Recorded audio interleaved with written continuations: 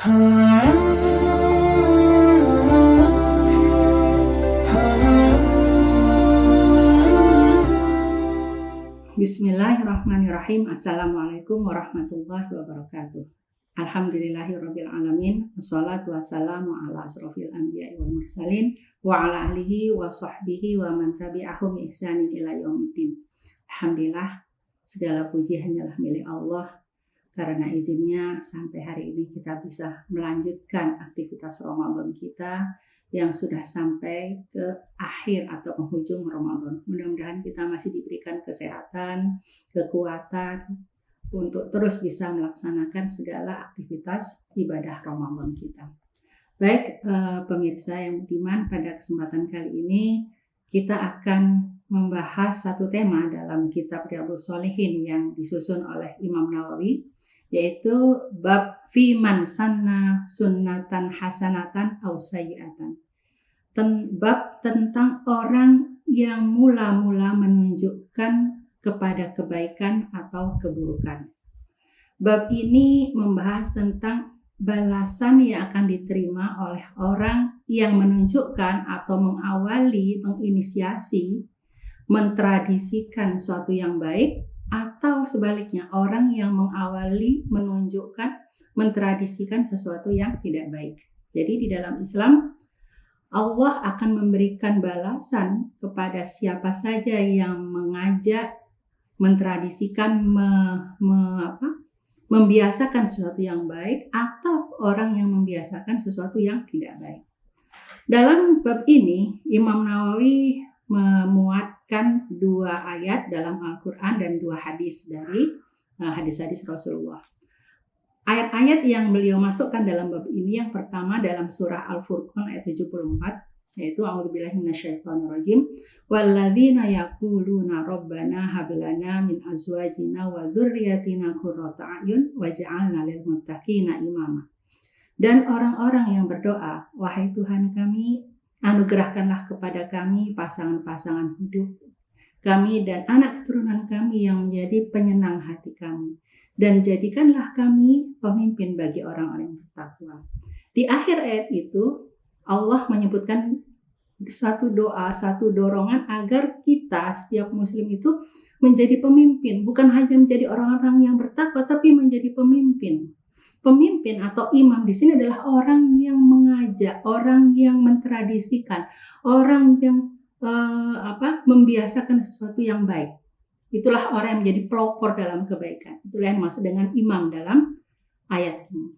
Begitu juga ayat yang lainnya dalam surah Al-Anbiya ayat 73, Allah berfirman, waja'alnahum, dan kami jadikan mereka a'immatan, para pemimpin, para imam, yahduna, yang akan memberikan petunjuk bi amrina, dengan perintah kami. Nah, kata-kata imam, a'immah, para pemimpin di sini adalah orang-orang yang mengajak, memelopori, mengawali gitu ya, kepada sesuatu yang di sini dikatakan bi amrina, dengan perintah kami. Inilah kaitan ayat-ayat ini dengan bab yang akan kita bahas, yaitu orang yang menjadi pemimpin, pelopor dalam sesuatu. Nah, setiap pemimpin, pelopor dalam suatu perbuatan, apakah itu yang baik ataupun yang buruk, masing-masing Allah akan janjikan balasan. Allah akan berikan pahala bagi orang-orang yang memelopori kebaikan, dan juga Allah akan berikan dosa bagi orang-orang yang memelopori kepada keburukan. Nah, karena itu mari kita bahas langsung hadis yang berkaitan dengan ini. Hadis ini cukup panjang, saya akan potong saja. Jadi dikisahkan suatu kali Jarir bin Abdullah, salah seorang sahabat Rasulullah, menceritakan beliau pernah bersama Rasulullah dan para sahabat yang lain di Masjid Nabawi. Tiba-tiba muncul sekumpulan atau segerombolan orang dari Bani Mudhor, salah satu suku yang ada di Arab ya, di mana segerombolan orang ini datang dalam kondisi yang memprihatinkan, yaitu mereka datang dengan kondisi nyaris tidak berpakaian, hanya memakai penutup tubuh yang terbuat dari anyaman bulu domba atau wool ya, yang sangat kasar gitu ya. Hanya memakai pakaian yang sangat sederhana dan sambil memegang pedang. Ketika Rasulullah melihat kondisi Bani Mudhar ini, Rasulullah menunjukkan perubahan wajah. Beliau merasa sedih, merasa prihatin dengan kondisi Bani Mudhar ini. Sehingga akhirnya Rasulullah kemudian masuk ke dalam rumahnya dan tidak lama kemudian beliau keluar. Setelah beliau keluar, beliau menyuruh Bilal bin Rabah untuk segera azan dan qomat. Kemudian mereka melaksanakan sholat berjamaah. Setelah selesai sholat, kemudian Rasulullah bangkit dan berkhutbah di hadapan para jamaah sholat waktu itu. Beliau membacakan 2 ayat. Yang pertama surah An-Nisa ayat pertama, ya ayyuhan nasu taqu rabbakumul ladzi khalaqakum min nafsin wahidah, dan seterusnya. Kemudian Allah membacakan ayat berikutnya, ya ayyuhalladzina amanu taqullaha wal tanzur nafsum ma qaddamat liqad, yang terdapat dalam surah Al-Hasyr.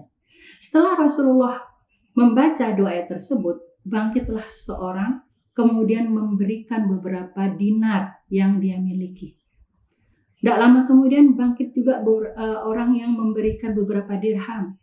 Ada orang yang datang memberikan segantang kurma, ada yang memberikan setengah gantang kurma, bahkan sampai ada yang memberikan setengah butir kurma yang dia miliki. Tidak lama kemudian datang sahabat Ansor yang membawa pundi-pundi yang sangat berat berupa makanan gitu ya, dan juga datang kemudian yang lainnya, sampai akhirnya terkumpullah segunung makanan dan segunung pakaian. Melihat kondisi tersebut, Rasulullah berubah wajahnya yang asalnya muram, sedih karena melihat keadaan Bani Mudhar yang sangat memprihatinkan itu, kemudian berubah wajah beliau menjadi berseri-seri dan gembira. Rasulullah kemudian melanjutkan khutbah beliau dengan mengatakan, man sanna sunnatan hasanatan, barang siapa yang membiasakan, mensunahkan, mentradisikan, memelopori satu kebaikan fil islami, dalam Islam, ya, falahu ajruha, maka dia akan mendapatkan pahala dari kebaikan yang telah dia pelopori tersebut, wa ajru, dan pahala man amila biha, orang yang mengamalkan kebaikan itu, yang mengikuti kebaikan itu, ba'dahu, setelahnya, min ghairi, tanpa ayang kuso min ujurihim syai'un, tanpa dikurangi pahala mereka yang mengikuti tadi sedikit pun. Sebaliknya, waman sanna, Rasulullah melanjutkan, barang siapa yang membiasakan, mentradisikan, mempelopori fil islami, dalam Islam, sunnatan sayiatan, satu sunnah, satu tradisi, satu kebiasaan yang tidak baik, yang sayi'ah, kana alaihi wizruha, maka dia akan mendapatkan dosa karena perbuatan tidak baik tersebut, wa wizru, dan juga dosa man amila biha min ba'dihi, orang yang mengikuti perbuatan tidak baik itu setelahnya, min ghairi ayyang kuso min auzarihim syai'un, tanpa mengurangi dosa orang yang mengikutinya ini sedikit pun. Nah, ini hadis yang saya kira kita semua pernah mendengar ya. Hadis ini jelas sekali bahwasanya orang-orang dalam Islam, orang-orang yang dia memelopori kebaikan akan mendapatkan balasan, dan begitu juga sebaliknya, orang yang memelopori kepada keburukan juga pasti akan mendapatkan balasan. Bukan hanya itu, mereka bukan hanya akan mendapatkan pahala dari sesuatu kebaikan yang dia pelopori, yang dia biasakan, pengikutnya, orang yang mengikutinya juga akan mendapatkan pahala dari kebaikan yang dia sudah lakukan. Bahkan orang yang mengajak pertama kali, yang menginisiasi pertama kali, akan mendapatkan fee dari para pengikutnya, akan mendapatkan bagian dari pahala yang didapat dari para pengikutnya ini, gitu ya, tanpa mengurangi pahala sang pengikut. Jadi dia mendapatkan fee atas kebaikan yang dilakukan oleh para pengikutnya tanpa mengurangi pahala dari para pengikutnya. Begitu juga sebaliknya, para pelopor keburukan, para pelopor kejahatan, dia akan mendapatkan dosa dari apa yang dilakukan. Ketika ada yang mengikuti perbuatan buruk, perbuatan jahat yang dia lakukan, maka si pengikut akan mendapatkan dosa juga seperti yang melakukan pertama kali. Bukan hanya itu, pelopornya yang pertama kali menginisiasi perbuatan buruk ini akan mendapatkan fee, akan mendapatkan bagian dari perbuatan buruk yang diikuti oleh para pengikutnya ini tanpa mengurangi dosa dari sang pengikut. Demikianlah maksud dari hadis ini. Jadi Rasulullah ingin memotivasi para sahabat agar melakukan kebaikan-kebaikan, walaupun mungkin kebaikan ini belum pernah dilakukan oleh Rasulullah sebelumnya. Jadi dalam kitab Nuzhatul Muttaqin disebutkan bahwasanya sesuatu yang baik yang itu memberikan manfaat bagi umat bisa jadi itulah disebut dengan bid'ah hasanah yang akan mendapatkan kebaikan bagi orang-orang yang melakukannya.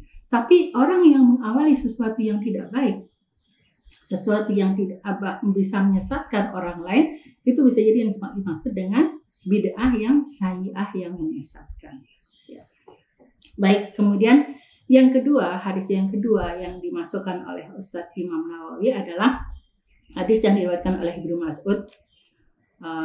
Disebutkan bahwasanya Rasulullah pernah bersabda, laisa min nafsin, tidaklah satu jiwa tuqtalu zulman, yang dia terbunuh secara aniaya, illa kecuali kana ala bani Adam al awal, bagi anak Adam yang pertama yaitu Qabil maksudnya ya, kiflun min damiha, akan mendapatkan bagian dari dosa pertumpahan darahnya.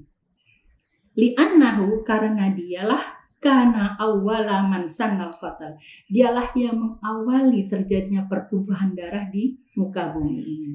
Jadi Rasulullah ingin mengatakan bahwasanya anak Nabi Adam yang bernama Qabil yang melakukan pembunuhan pertama kali di muka bumi ini ya, kepada saudaranya Habil, setiap kali terjadi pembunuhan di bumi, maka dia akan mendapatkan bagian dosa dari perbuatan pembunuhan yang ada di muka bumi, karena dialah yang pertama kali memelopori terjadinya perbuatan pembunuhan, pertumpahan darah yang ada di muka bumi. Nah, ini menguatkan hadis yang pertama bahwasanya setiap pelaku kebaikan akan mendapatkan balasan dari kebaikan yang dilakukan.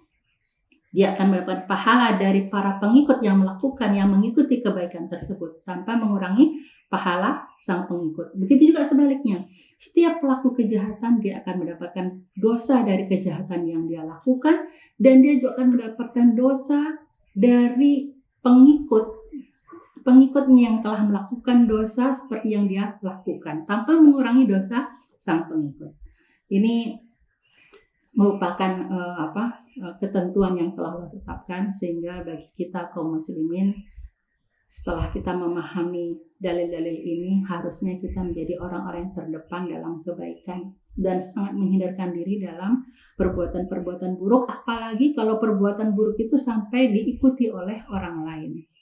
Kita harus menjadi para duat ilallah, para penyeru ke jalan Allah, bukan menjadi penyeru ke jalan syaitan. Mudah-mudahan kita semua diberikan kekuatan oleh Allah Subhanahu wa taala untuk menjadi orang-orang yang terdepan dalam kebaikan, menjadi imam bagi orang-orang yang bertakwa.